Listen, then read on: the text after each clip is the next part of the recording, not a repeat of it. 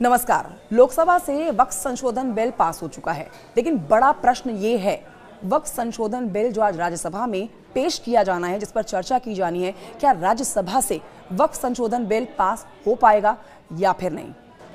खबरों का बाजार गर्म है। सोर्सेस बता रहे हैं कि विपक्ष ने राज्यसभा से वक्फ संशोधन बिल को पास ना कराने के लिए एक रणनीति तैयार की है और पूरा विपक्षी दल एकजुट होकर राज्यसभा से किसी भी कीमत पर, किसी भी लिहाज पर लोकसभा से पास हो चुके वक्फ संशोधन बिल को आज राज्यसभा से पास नहीं होने देगा। इस पर विपक्ष की रणनीति क्या है, साथ ही विपक्ष की राय क्या है, इस पर विपक्षी दलों के नेता इस पर क्या कुछ कह रहे हैं, आइए आपको सुनाते हैं।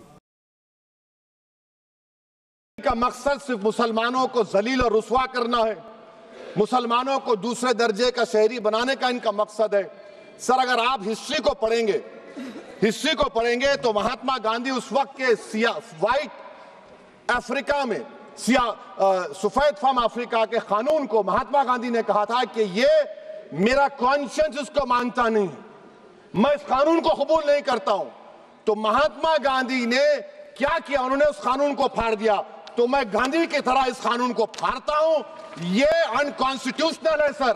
इस देश में झगड़े पैदा करने का काम बीजेपी करना चाहती है मस्जिद और मंदिर के नाम पर, इसीलिए मैं इसका कंडेम करता हूं और मैं आपसे गुजारिश करता हूं कि मैंने अपने 10 अमेंडमेंट दी है, आप इसको कबूल करिए सर, मुझे बोलने का मौका दीजिए और उस पर डिवीजन का मैं डिमांड भी करूंगा। Thank you sir.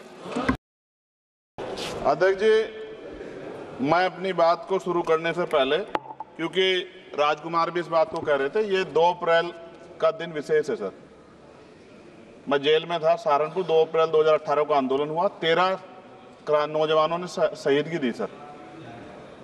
मैं उनको नमन करता हूं सर। और आज फिर 2 अप्रैल है, एक और शहीदगी की तैयारी लग रही। तो मैं उन क्रांतिकारियों को भी आज याद करता हूं जिन्होंने, मुस्लिम क्रांतिकारी जिन्होंने देश की आज़ादी में योगदान दिया। सर, अंदाजे जमाना कहता है कि मौजे हवा रुख बदलेंगी, अंगारों से गुलशन फूटेगा, शबनम से सरारे निकलेंगी। वक्फ संशोधन विधेयक 2024 संवैधानिक मूल्य एवं सांप्रदायिक सौहार्द के लिए गंभीर खतरा है। वक्फ संशोधन विधेयक 2024 संवैधानिक अधिकारों, विधिक सिद्धांतों और धार्मिक स्वतंत्रता पर गंभीर आघात है। विधेयक वक्फ प्रबंधन को कुशल और प्रभावी बनाने का दावा करता है, लेकिन इसके 44 संशोधन इन वादों को पूरा करने में असफल है। हमारा मानना है कि इस संशोधन से स्पष्टता, साक्ष्य और मूल कारण विश्लेषण का अभाव होगा। पूर्व संशोधनों का मूल्यांकन नहीं होगा, हितधारकों से परामर्श की पारदर्शिता नहीं होगी, मौलिक अधिकारों का उल्लंघन होगा। Article 13, article 14, article 25, article 26, article 50, article 300 सर्वोच्च न्यायालय के निर्णय, स्थापित कानून और इस्लामी सिद्धांत और संविधान की भावना का उल्लंघन होगा।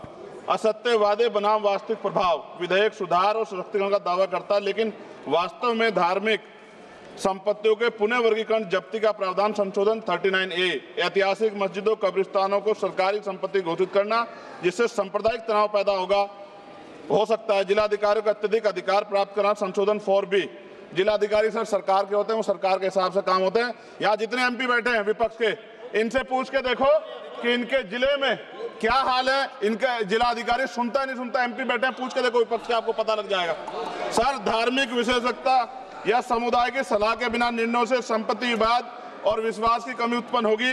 ट्रिब्यूनल की शक्ति कमजोर करना और मुस्लिम प्रतिनिधित्व हटाना संशोधन 10B, धार्मिक कानून की त्रुटिपूर्ण व्याख्या और पक्षपाती निर्णय, दानकर्ता इच्छा की उपेक्षा व धार्मिक स्वतंत्रता का हनन संशोधन 5A, दानकर्ता द्वारा समर्थन वापस जिससे सामुदायिक संस्था कमजोर हुई, गैर मुस्लिमों द्वारा स्थापित वक्फ सुरक्षा समाप्त करना संशोधन 104 की समाप्ति, अंतर धार्मिक सौहार्द प्रभावित होगा। सर, सदियों पुरानी धार्मिक संपत्तियों पर सीमा अधिनियम लागू करना संशोधन 27B, कब्जा की गई संपत्तियों की स्थायी हानि, धार्मिक विषयों को दरकिनार कर वक्फ निर्धारण करना संशोधन 6C, धार्मिक ज्ञान के अभाव में संपत्तियों गलत वर्गीकरण, पंजीकृत वक्फ घोषणाओं को अपराध घोषित करना संशोधन 312, भय के माहौल में धार्मिक दान में गिरावट, मनमाने सर्वेक्षण को और वर्गीकरण की अनुमति देना संशोधन 8A।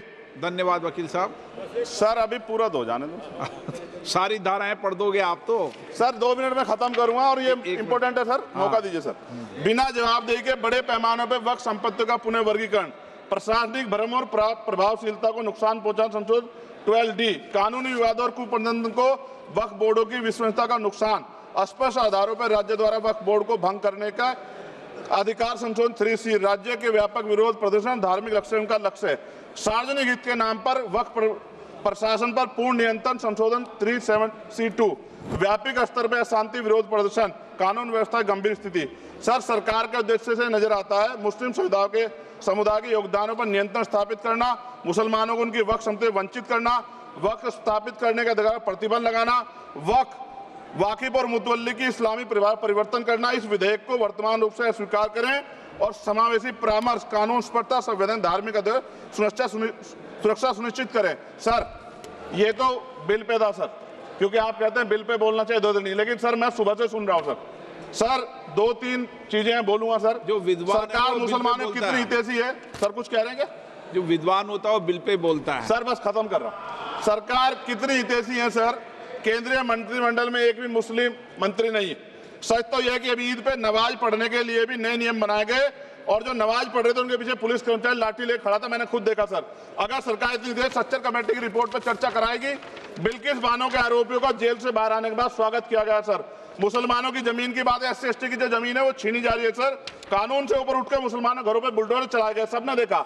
सुरक्षा की बात करते हैं, लिंचिंग की गई, मुसलमान मारे गए सर। कावड़ यात्रा में गरीबों के ठेलों पे सुप्रीम कोर्ट ने ऑर्डर किया कि नाम मत लिखवाओ, देश को मत तोड़ो। अंत में सर बात निकली है तो दूर तक जाएगी। पार्टी सरकार के नेता यात्रा निकाल के कहते हैं मुसलमानों को भगाओ, और कई एक मुस्लिम MP पिछली बार सर उनको क्या क्या शब्द निकले, कोई निंदा नहीं हुई सर, और उसका प्रमोशन हुआ। और कभी आपके नेता कहते हैं सरकार गोली मारो, और आप हिंदू राष्ट्र की बात करते हैं सर। मेरा यह कहना है सर, मैं इसका पुरजोर विरोध करता हूं और अपनी एक शायरी के साथ खत्म करूंगा। तो बहुत सुनी मैंने आज दोनों तरफ, जब तक ना बदले जालिम हुकूमत का मिजाज, एहतजाज एहतजाज एहतजाज, और ये तब तक रहेगा जब तक सर अपनी सरकार सोच नहीं होती। धन्यवाद सर।